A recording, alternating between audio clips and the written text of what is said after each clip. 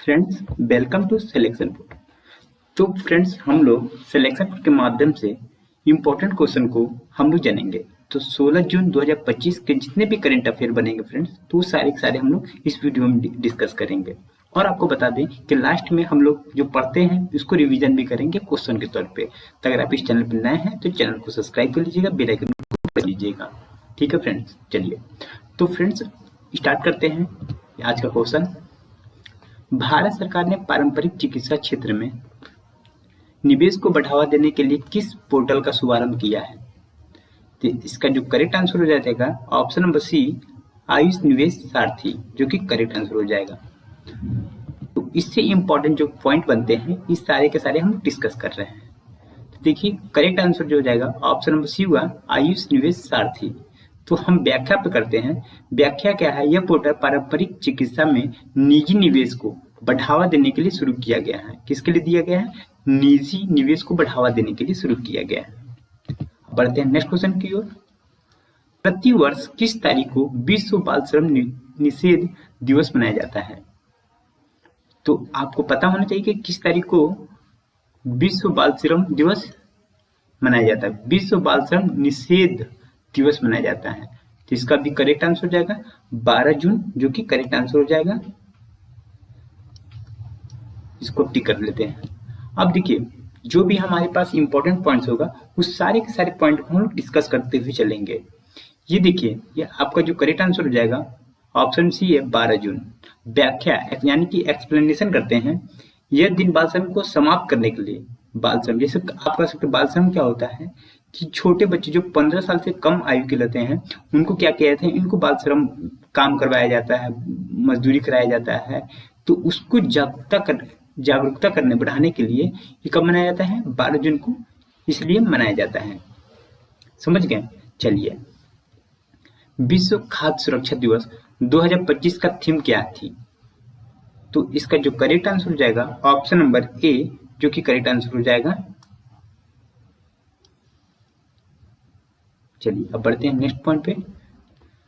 तो देखिए इसका थीम थी भोजन की सुरक्षा में विज्ञान का महत्व को दर्शाती है। ठीक है, इसका महत्व है विज्ञान की सुरक्षा, भोजन की सुरक्षा में विज्ञान के महत्व को दर्शाती है। ये इसका थीम है। चलिए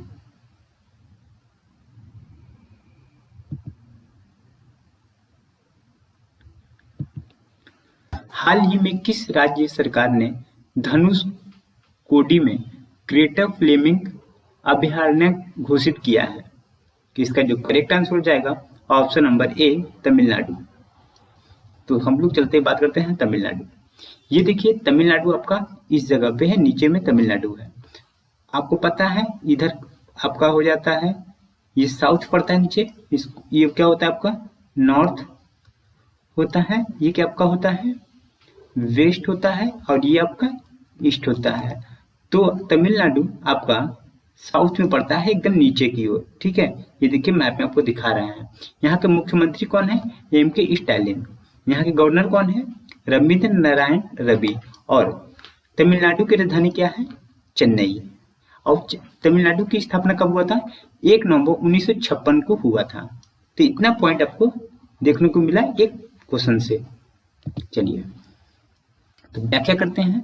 तमिलनाडु सरकार ने पक्षियों के संरक्षण के लिए यह अभयारण्य घोषित किया है। पक्षियों के संरक्षण के लिए किया गया है। चलिए, हाल ही में किस गांव में 800 साल पुराना पांड्यकालीन शिव मंदिर खोजा गया है? तो इसका जो करेक्ट आंसर हो जाएगा, कौन सा करेक्ट आंसर हो जाएगा? ऑप्शन नंबर सी, उधमपट्टी, जो कि करेक्ट आंसर हो जाएगा। तो इसको आप टिक कर लीजिए। अब बढ़ते हैं, देखिए तमिलनाडु ने क्या क्या गांव, उधमपट्टी गांव में यह मंदिर पाया गया है। उधमपट्टी गांव में क्या पाया गया है? मंदिर पाया है, जो 800 साल पुराना है। प्रधानमंत्री सुरक्षित मातृत्व अभियान योजना के जून 2025 तक कितने वर्ष पूरे हो गए? तो इसका जो करेक्ट आंसर हो जाएगा ऑप्शन नंबर सी, 9 वर्ष कंप्लीट हो गए। इस योजना की शुरुआत कब हुआ था? 2016 में इस योजना की शुरुआत की गई थी और 2025 में 9 साल पूरे हो गए। चलिए हाल ही में केंद्रीय रक्षा राज्य मंत्री एनसीसी में कितने लाख कैंडिडेटों की वृद्धि की घोषणा की है? तो इसका जो करेक्ट आंसर हो जाएगा option number B, 3 lakh candidate को बढ़ाने की स्वीकृति दी है। युवाओं में अनुशासन व देशभक्ति को बढ़ावा देने हेतु यह निर्णय लिया गया है। किसके द्वारा लिया गया है? आपको पता होने से रक्षा मंत्रालय द्वारा लिया गया है। किसने हाल ही में मोदी का नीति शास्त्र द वर्ड्स हिज आइस्टर नामक पुस्तक लिखी है? तो इसका जो करेक्ट आंसर हो जाएगा ऑप्शन नंबर डी, आदिश अग्रवाल, जो कि करेक्ट आंसर हो जाएगा। यह पुस्तक पीएम मोदी की राजनीति और वैश्विक सोच पर केंद्रित है। जो ये पुस्तक लिखा गया है मोदी की राजनीतिक और वैश्विक सोच पर केंद्रित किया गया है। हाल ही में किसे प्रधानमंत्री के आर्थिक सलाहकार परिषद ईएसी पीएम का अध्यक्ष नियुक्त किया गया है? तो इसका जो करेक्ट आंसर हो जाएगा ऑप्शन नंबर कौन सा करेक्ट होकर आप लोग को पता है तो आप लोग कमेंट कर सकते हैं। महेंद्र देव। क्या हो जाएगा? महेंद्र देव। प्रसिद्ध अर्थशास्त्री महेंद्र देव को यह जिम्मेदारी सौंपी गई है। हाल ही में स्विट्जरलैंड के बर्न में भारतीय उद्योग मंत्री ने किससे मुलाकात की? तो इसका जो करेक्ट आंसर हो जाएगा option number B, Piyush Goyal ji से मुलाकात की। अब बढ़ते हैं नेक्स्ट पॉइंट पे। भारतीय स्विस व्यापार सहयोग को बढ़ावा देने हेतु बैठक हुई। इसमें क्या हुआ? पीयूष जी से मुलाकात किया। किस ग्राम पंचायत को राष्ट्रीय ई गवर्नेंस पुरस्कार 2025 में स्वर्ण पदक मिला? तो इसका जो करेक्ट आंसर हो जाएगा ऑप्शन नंबर डी, महाराष्ट्र, जो कि करेक्ट आंसर हो जाएगा।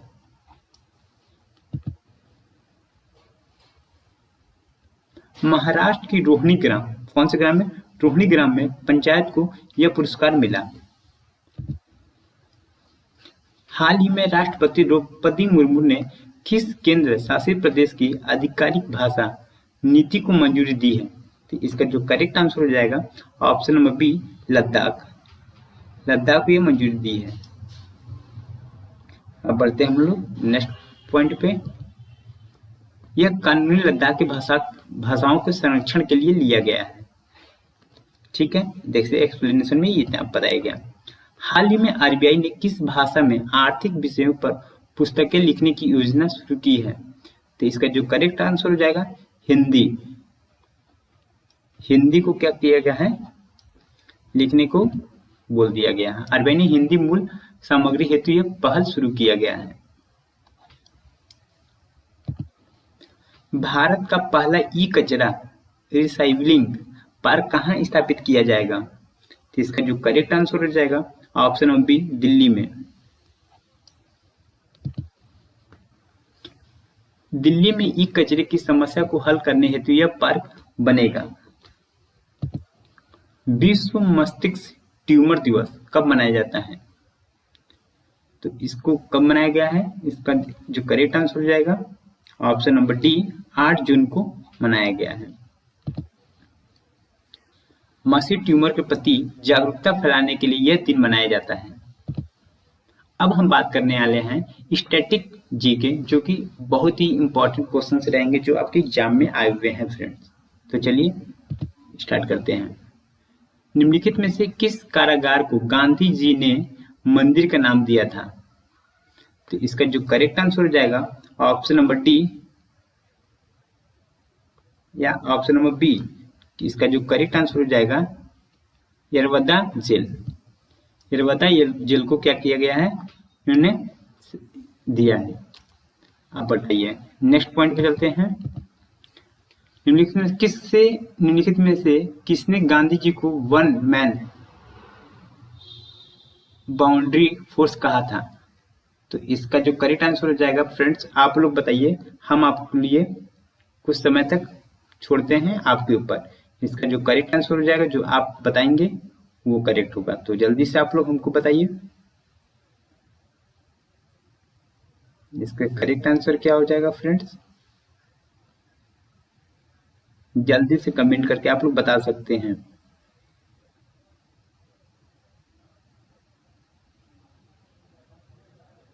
तो देखिए इसका जो करेक्ट आंसर हो जाएगा ऑप्शन नंबर कौन सा करेक्ट होगा, माउंटबेटन, ऑप्शन नंबर सी जो कि करेक्ट हो जाएगा माउंटबेटन। इसको आप करेक्ट कर लीजिए। भारत चीन सीमा रेखा पर चर्चा के लिए शिमला सम्मेलन कब आयोजित हुआ था? तो इसका जो करेक्ट आंसर हो जाएगा ये आप हमको जल्दी से बताइए। तो इसका जो करेक्ट आंसर हो जाएगा 1914, ऑप्शन नंबर डी जो कि करेक्ट हो जाएगा। अब बढ़ते हैं नेक्स्ट पॉइंट पे। निम्नलिखित में किस मामले में संविधान की उद्देशिका को संविधान का भाग स्वीकार किया गया? तो इसका जो करेक्ट आंसर हो जाएगा ऑप्शन नंबर क्या हो जाएगा, केशवानंद भारतीयवाद जो कि करेक्ट हो जाएगा। भारत के गरीबों का पेट बड़ी बड़ी बातों से नहीं भोजन से भरेगा और भूखे पेट वाले व्यक्ति को आदर्शवाद की बात करना व्यर्थ है, यह कथन किसका है? तो option number A Jawaharlal Nehru ji का जो कि करेक्ट आंसर हो जाएगा। देखिए आज का क्वेश्चन है निम्नलिखित में से किस कारागार को गांधी जी ने मंदिर का नाम दिया था? तो इसको क्या करना है आपको कमेंट में बताना है, इसके बारे में हम लोग डिटेल अगले वीडियो में बताएंगे क्वेश्चन। तो फ्रेंड्स आपको वीडियो कैसा लगा तो कमेंट करके जरूर बताइएगा और चैनल को सब्सक्राइब जरूर कर लीजिएगा और बेल आइकन को प्रेस कर लीजिएगा। वीडियो अगर अच्छा लगा तो लाइक जरूर कर दीजिएगा। अब हम मिलते हैं नेक्स्ट वीडियो के लिए, तब तक के लिए जय हिंद दोस्तों, धन्यवाद।